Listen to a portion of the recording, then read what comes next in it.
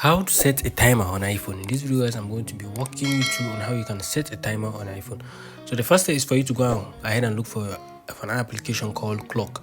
So let's go ahead and look for an application called Clock. If you can't find it here, as you can see, I can't find it here, guys. Let's just go ahead and use the search icon here. So go ahead and use the search icon. Click on the search icon and type in Clock. As you can see, guys, the clock is showing here, so just go ahead and click on that. When you click on that, it's going to take you to the wall clock, so you can just look below your screen. Just down below your screen, guys, you're going to be seeing where it says alarm, stopwatch, and timer. So go ahead and click on stopwatch. If you just need a stopwatch, you can go ahead and use that. If you just need a timer, you can go ahead and use that. So here's the timer, guys. You can go ahead and set in your time.